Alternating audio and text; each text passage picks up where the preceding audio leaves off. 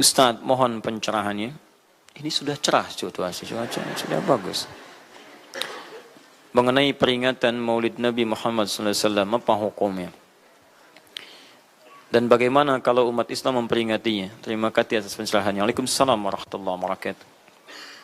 Baik, saya ingin kita paham dulu akar persoalannya.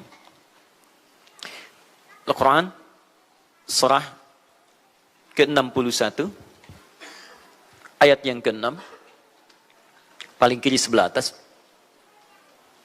Quran, surah kedua Al-Baqarah, ayat 129, paling kiri sebelah atas. Kemudian Al-Quran, surah Yunus 10, ayat 57 sampai 58. Ditutup dengan At-Taubah di dua ayat terakhir. Taib. Sudah? Sekarang saya ingin coba kita membiasakan dulu untuk menilai sesuatu dengan penilaian secara ilmiah yang bersumber pada dalil-dalil yang ada, tidak sekedar menganalogikan dan main tebak-tebakan. Itu nggak baik dalam menyimpulkan hukum. Ya. Bismillah. Sekarang secara akademis, secara ilmiah, membahas sesuatu oleh para ulama diposisikan dulu, dispesialisasikan dulu dalam bentuk ta'rif namanya, definisi. Jadi kalau Anda ingin membahas sesuatu, kita harus sepakat dengan definisinya dulu. Ya, disebut dengan ta'rif. Ta'rif ini harus punya sifat jami' mani'. Jami' menghimpun semua unsur yang akan didefinisikan. Mani' mengeluarkan segala hal yang tidak terkait dengan definisi. Sehingga pembahasan kita akan fokus pada hal yang akan dibincangkan. Awas, hati-hati. Kita ingin berbicara tentang sesuatu, tapi kita tidak sepakat dengan definisinya. Bagaimana bisa menyimpulkan hukumnya? Dan kelemahan orang-orang sekarang, ketika berbicara hukum, dia tidak tahu apa yang dibincangkan. Sekarang misal, kita akan bertanya tentang maulid. Apa hukumnya maulid? Kita harus sepakati dulu apa itu maulid. Awas, ini penting ini. Banyak masalah yang muncul sekarang, tapi tidak disepakati tentang ini. Banyak orang bahas tentang hukum musik. Hukum musik begini-begini. Begitu saya tanya apa itu musik, bingung dia jawab. Apa itu musik? Anda mesti sepakat dulu musik itu apa. Di zaman Nabi apa yang disebut dengan musik, zaman sekarang apa yang disebut dengan musik, ketika Nabi menyampaikan hukum musik, apa yang dimaksudkan oleh musik di situ. Kalau antum paham tentang definisinya, maka keluarkan turunan hukumnya, maka lebih mengerti di situ. Nah sekarang maulid, apa itu maulid? Sekarang begini, maulid atau maulud? Mana yang benar? Bukan Allahu a'lam, harus dicari kita. Mana maulid atau maulud? Antum sibuk menilai, ini maulid tidak benar. Oh, jadi yang benar maulud. Maulud juga tidak benar. Masya Allah. Apa maulid? Apa maulud? Baik, lihat. Kalau disebutkan maulid, itu waktu kelahiran. Waktu kelahiran. Awas, hati-hati nih ya. Hati-hati. Ada kemarin saya lihat tulisan begitu bersemangat. Masya Allah. Panjang-panjang nulis. Ternyata salah paham. Pahamnya salah. Ya. Maulid itu ulang tahun. Bukan. Bukan ulang tahun maulid itu. Bukan ulang tahun, bukan peringatan ulang tahun maulid itu. Ingat baik-baik. Kalau pakai peringatan itu pakai Id.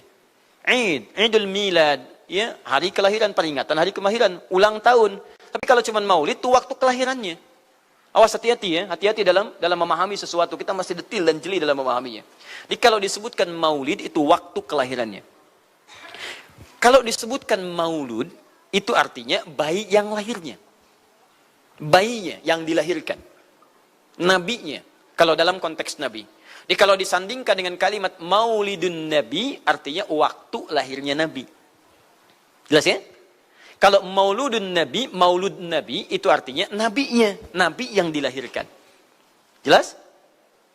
Saya ulang. Maulid apanya? Waktunya. Kalau maulid Nabi artinya apa? Waktu Nabi dilahirkan. Baik, maulud artinya apa? Nabinya. Kalau maulud Nabi artinya apa? Nabinya yang lahir. Jelas sampai sini? Sudah. Ya, selesai pembahasan secara bahasanya. Nah, sekarang apa hukumnya maulid Nabi? Maulid Nabi enggak ada hukumnya. Karena waktu lahirnya Nabi, bagaimana kita bisa melekatkan hukum pada waktu lahirnya Nabi? Lahir ya lahir. Jelas ya? Ustadz, apa hukumnya maulid Nabi? Antum kenapa? Apa hukumnya waktu lahirnya antum? Antum lahir apa hukumnya? Kapan antum lahir? Ustaz, kapan antum lahir? 11 September. Apa hukumnya? Apa hukumnya? Apa hukumnya saya lahir? Lahir ya lahir. Jelas ya? Jadi kelahiran seseorang itu nggak ada hukumnya. Qadar Allah yang menjadikan dia terlahir. Dan dengan kelahiran itu dia punya misi dalam kehidupan. Mencari bekal untuk kembali kepada Allah subhanahu wa ta'ala. Jadi kalau bertanya hukum kelahiran seseorang, lahir ya lahir. Nggak ada hukumnya di situ. Paham ya? Hukum itu terletak pada perbuatan seseorang, bukan pada kelahiran seseorang. Ketika dia berbuat dengan aspek kesadarannya, maka muncul hukum di situ. Awas, antum pun mesti belajar tentang hukum. Jangan salah menyebutkan hukum. Hukum terletak pada perbuatan, bukan pada benda, dan bukan terletak pada waktu. Jadi ketika ada perbuatan melekat pada benda dan waktu itu, maka muncul hukum. Apa hukum gelas? Halo? Tidak ada hukumnya. Tapi kalau menyebutkan apa hukum gelas yang menampung kemudian barang yang haram yang digunakan gelas ini melakukan perbuatan haram, baru muncul haram. Apa hukumnya gelas yang digunakan untuk melempar orang lain? Haram hukumnya. Apa hukumnya gelas yang digunakan menampung air minum untuk diminum dalam keadaan yang sehat? Sunnah hukumnya. Jelas ya? Apa hukumnya golok?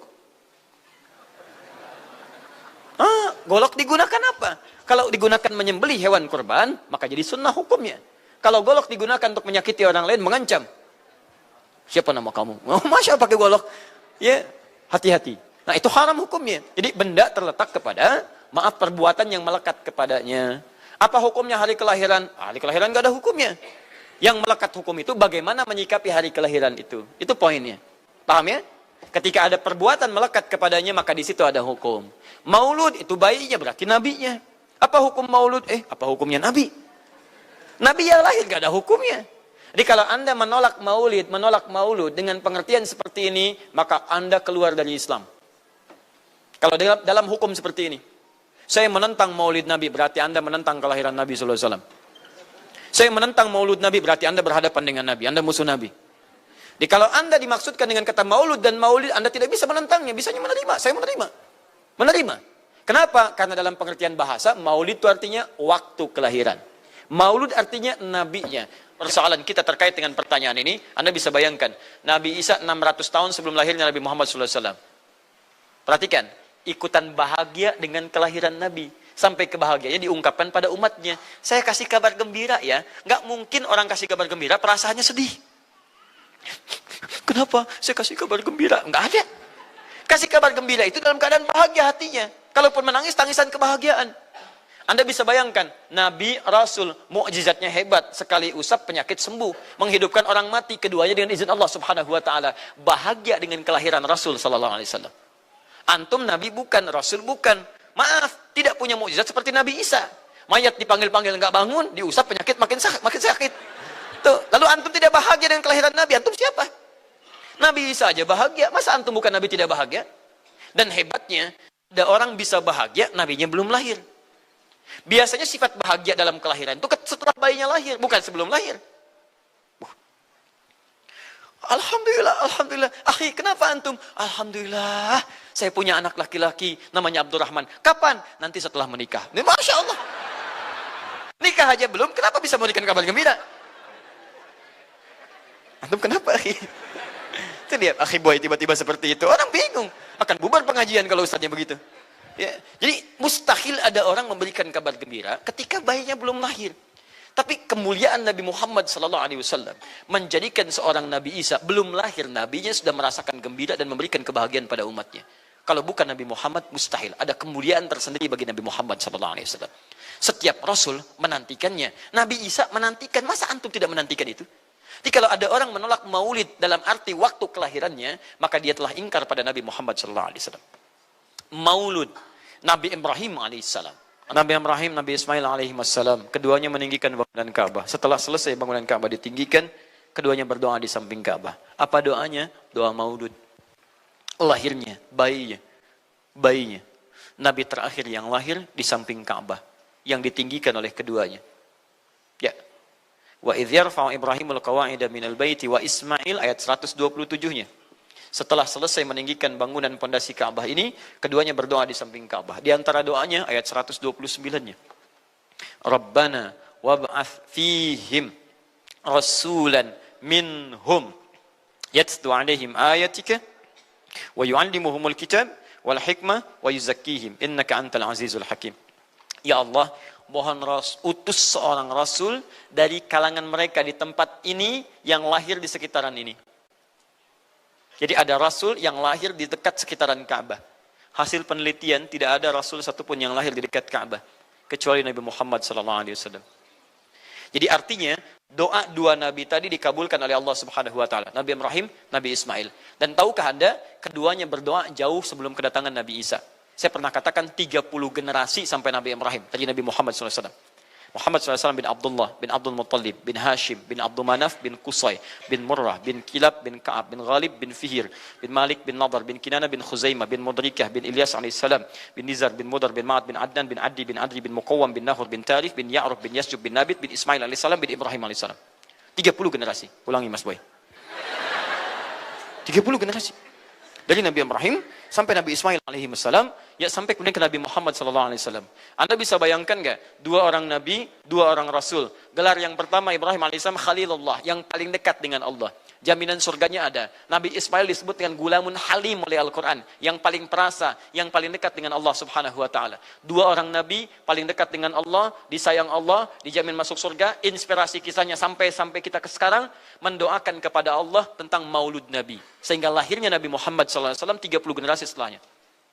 Antum, Nabi bukan, Rasul bukan, tidak sedekat keduanya dengan Allah, jaminan surga nggak ada, hisab menegangkan, amalan berantakan. Kisah hidup antum belum tentu jadi inspirasi di masa depan. Sekarang pun tidak. Tiba-tiba antum menolak maulud, antum siapa? Kalau antum menolak maulud, berarti antum menolak Nabi SAW. Dalam pengertian baiknya. Jelas ya? Jadi kalau kemudian ada disebutkan maulid dan maulud, itu artinya maulid waktu kelahiran, maulud bayi yang dilahirkan. Sekarang, bagaimana menyikapi maulid dan maulud itu? Saya tahu nabinya dilahirkan, nabinya sudah ada. Jelas ya? Maka kemudian saya pun tahu waktu kelahirannya. Bagaimana kemudian menyikapi itu semua? Maka Masya Allah, Quran surah ke-11 tadi, 10 tadi, Yunus, ayat 57 sampai 58. Kalau sampai kemudian ke 58-nya, faliyafrahu. Gembira antum. Gembira, bahagia, silahkan. Ya, maksud tidak gembira, Nabi Isa gembira, kita tidak gembira. Ya, Nabi Ibrahim gembira, kita tidak gembira. Nabi yang tidak melihatnya gembira. Masa kita yang mendapatkan bagian Nabi tidak gembira? Jelas ya? Nabi yang mengharapkan hadir saat kedatangannya, gembira. Kita yang mendapatkan kedatangan beliau walaupun tak mampu melihatnya, dan kita menjadi umatnya, masa tidak gembira? Umat dulu bukan bagian umat Nabi Muhammad, karena Nabi Muhammad tidak hadir di zamannya. Gembira dengan berita kedatangan Nabi Muhammad, padahal nabinya belum datang. Masa kita yang jadi umatnya, yang nabinya telah kemudian kita dapati, walaupun tidak melihatnya, masa kita tidak ikutan gembira? Maka pertama kita mesti gembira. Maka yang kedua, bagaimana mengekspresikan kegembiraan itu? Maka contoh-contoh dari Nabi SAW, bagaimana mengekspresikan kegembiraan-kegembiraan dengan Nabi SAW itu, pertama Nabi sendiri menyikapi hari kelahirannya dengan berpuasa. Di hari Senin. Jelas ya? Ini bagi Nabi sendiri pribadinya. Nanti jadi hukum untuk kita. Maaf, saya akan tafsirkan lebih luas karena ini jadi hukum-hukum turunan. Ketika Nabi puasa di hari Senin ditanya, ya Rasulullah kenapa engkau puasa? Kata Nabi, dzaka yauma wulidtu. Bima makna. Ini adalah hari aku dilahirkan. Hari aku dilahirkan. Jadi ini hukum kelahiran. Kalau antum misalnya masuk pada hari dilahirkan, boleh antum ikuti sunnah Nabi SAW. Apa sunnahnya? Puasa. Puasa. Kenapa puasa? Nabi SAW mencontohkan puasa. Hari Senin beliau puasa. Ketika antum puasa Senin, bukan cuma puasa sunnah, tapi ada nilai di situ. Nah, kalau hari lahirnya antum bertepatan dengan hari yang tidak diperkenankan puasa, seperti Jumat misalnya, hari kita bahagia, maka kata para ulama, ambil hikmah dari nilai puasa itu. Puasa itu kan dua hikmahnya. Satu, meningkatkan ibadah yang baik. Kedua, mencegah maksiat. Silahkan cek, bukankah saat puasa ibadah antum meningkat? Silahkan cek, saat puasa. Jangankan yang fardu, yang sunnah dikejar kan? Jangankan koran yang dibaca, Al-Quran dibolak-balik. Maksiat ditekan, tidak ada orang puasa maksiat. Tidak ada. Ya, bahkan pelaku maksiat pun saat puasa, libur maksiatnya. Minimal takut batal puasanya. Jangankan maksiat, maaf, mencela orang pun dia tahan. Berdusta dia tahan.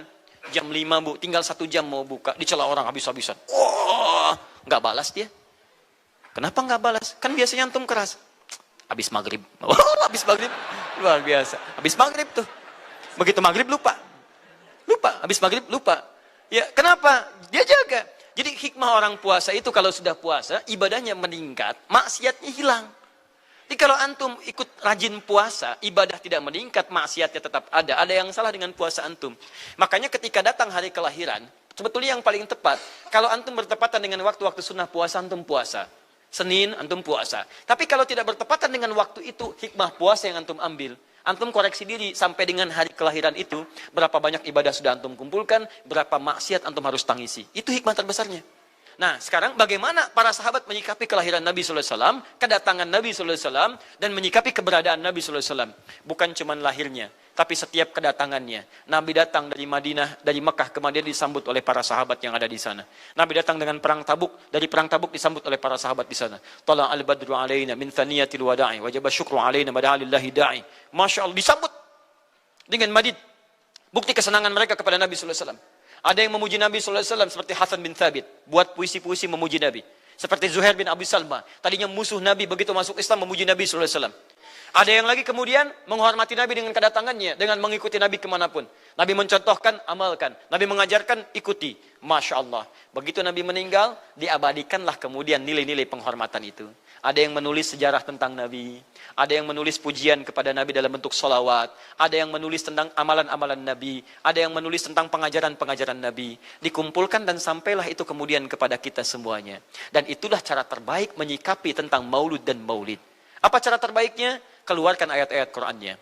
1. Quran surah ke-33 ayat 21-nya. Laqad kana lakum fi Rasulillahi uswatun hasanah. Sungguh ada pada diri Nabi SAW suri teladan terbaik untuk kita. Maka jika antum misalnya hadir momentum kelahiran Nabi SAW, maaf, biasanya kalau ada momentum-momentum tertentu orang bersemangat untuk mengingatnya. Silahkan cek. Hari pahlawan, ingat para pahlawan. Hari pahlawan berakhir, tidak ingat lagi. Hari kemerdekaan, ingat sampai pinang dipanjat-panjat. Begitu dipanjat, kenapa panjat pinang? Masya Allah, menghormati pahlawan. Hari pahlawan sampai naik panjat pinang.